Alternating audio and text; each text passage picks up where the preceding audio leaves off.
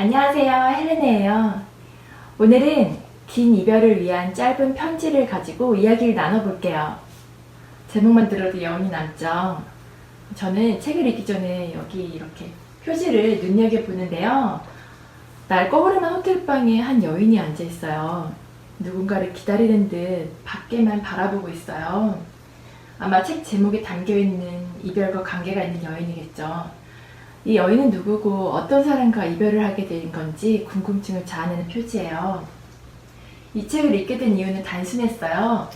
올해의 노벨 문학상을 받은 페터 한트케의 대표작이기도 하고요. 페터 한트케 작품은 이번이 처음이에요. 그가 이렇게 상을 많이 받은 사람인 것도 이번에 알게 됐어요. 프란츠 카프카상, 잘츠부르크 문학상, 슐러상을 포함해서 20개 상을 받았더라고요. 페터 한트케에 대해서 소개하자면요. 오스트리아에서 태어났고요. 그 당시 제2차 세계대전이 한창이었어요.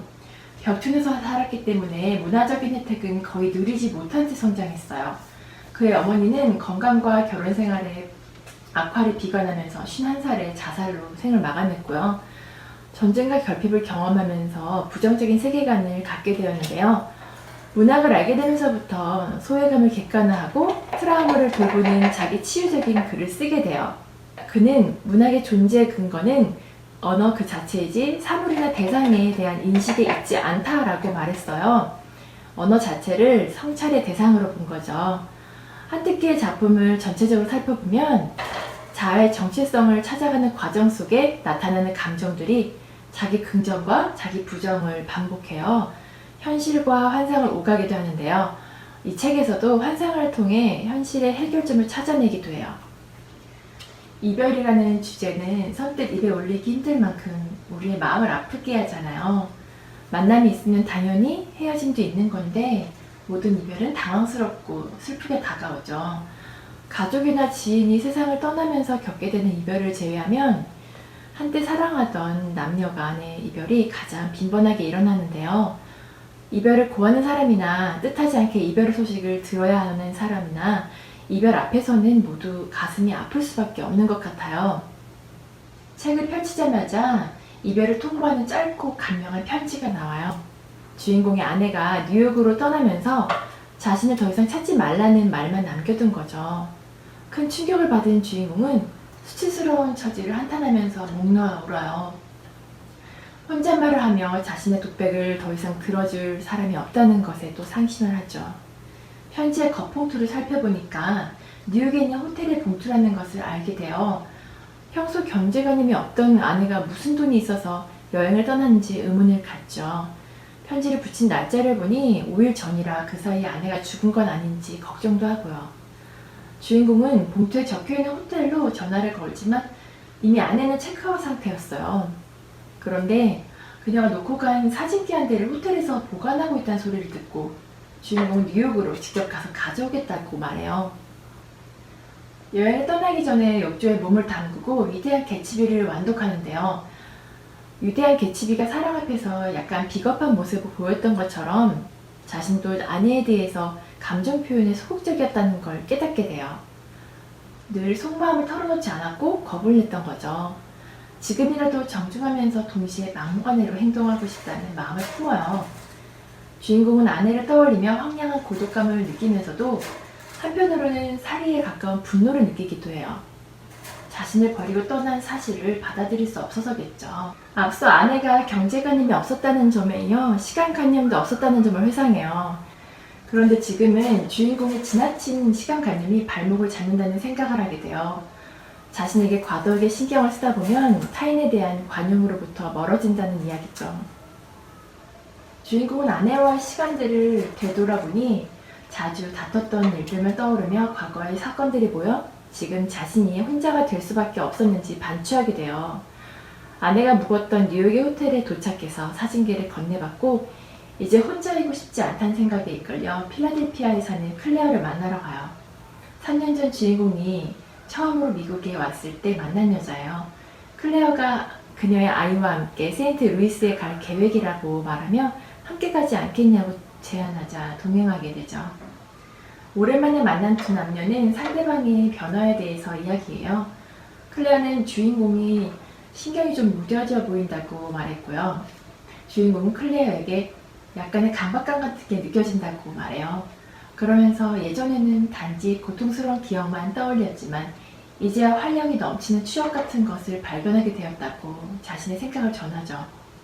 주인공이 이어서 이야기하는 부분이 인상적인데요. 예전에 손목시계를 잃어버린 적이 있었는데 그다지 아끼지 않았음에도 불구하고 시계를 잃어버린 후 손목에 빈자리가 느껴질 때면 한동안 놀라곤 했다고 고백해요. 아내를 잃은 상실이 담긴 표현으로 들리더라고요. 우리도 소중한 무언가를 잃었을 때 이런 감정이 들잖아요. 항상 내 곁에 있을 줄 알았는데 갑자기 사라져버리고 나면 어찌할 바를 모르게 되죠. 주인공은 클레어와 그녀의 아이와 함께 시간을 보내면서 마음의 평정을 되찾아요. 자신이 모든 컴플렉스에서 벗어나기를 원치 않는다는 걸 깨닫고 지금부터는 컴플렉스를 배려하는 방법이나 생활 방식을 찾는 법이 더 중요하다고 여기게 되죠. 예전 같으면 자신과 다른 세계관을 가진 사람이 존재한다는 상상만으로도 현기증을 느꼈던 주인공인데 클레어와 깊은 대화를 나누면서 그런 생각을 접게 돼요. 세인트 루이스에 도착하자 한 쌍의 연인이라 불리는 친구 집에 묵게 돼요. 그들의 강렬한 애정을 보면서 주인공은 놀라게 되죠. 근래 들어 처음으로 오랜 여운을 남기는 삶의 기쁨을 느끼고요. 주인공은 클레어에게 아내와 원수지간이 된 이유를 털어놓는데요. 길거리에서 서로의 목을 조르며 싸웠던 일, 자신이 아내를 때렸던 일, 서로 자신이 옳다고만 주장하며 등 돌리고 살았던 일들을 말이죠. 함께 살긴 했지만 서로의 손을 거치지 않고 자신의 힘으로만 해결하려고 쉴 틈 없이 분주하게 지냈던 일들도요. 화해를 하고 싶은 욕구조차 없었고 적대감만 남게 된 주인공과 아내 앞에 이별은 너무나도 당연한 수순이 된 거죠. 한 번은 아내가 만들어 놓은 서가를 보면서 놀랐다고 말해요. 자신이 생각했던 것보다 너무 잘 만들었기 때문이에요. 그동안 아내를 아무 쓸모없는 존재로 여겼다는 생각을 하게 된 거예요.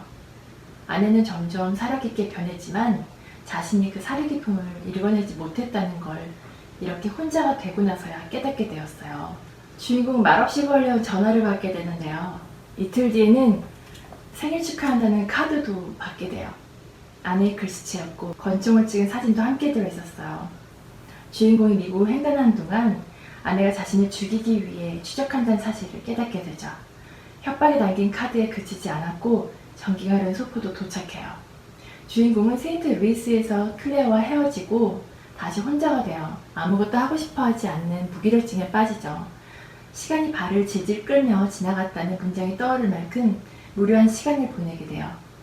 호텔 주변을 거닐다가 돈을 갈취당하면서 그 차를 운전하고 있는 아내를 발견하게 돼요. 아내가 탄창이 이내 사라지지만요. 아내는 또다시 엽서를 보내요. 태평양 연안에 트윈 록스 지방을 촬영한 사진 엽서였어요. 주인공은 마지막 남은 돈으로 택시를 타고 그곳으로 향해요. 어느 미용실에 누워 페디큐어를 받고 있는 아내의 발을 보게 되죠. 아내는 주인공이 자신을 발견한 것을 직감하고 서둘러 나와 그에게 권총을 겨눠요. 가까스로 그녀에게서 권총을 거두고 두 사람은 캘리포니아에 있는 영화감독 존 포드를 만나러 가요. 존 포드의 이야기를 들으면서 두 사람은 서로에 대한 앙금을 누그러뜨리게 되는데요. 존 포드가 이런 말을 해요. 누군가와 반목하는 사이가 된다는 것은 견딜 수 없는 일입니다. 갑자기 누군가의 이름이 잊혀지고 기억 속에 단지 흐릿한 형상으로 남는 것, 그의 얼굴이 희미한 그림자처럼 불분명해지고 일그러진 상으로 변해버리는 것, 그래서 스쳐 지나가면서 소 닭보듯이 그냥 한번 힐끗 쳐다볼 뿐인 관계가 된다는 것을 생각해 보세요.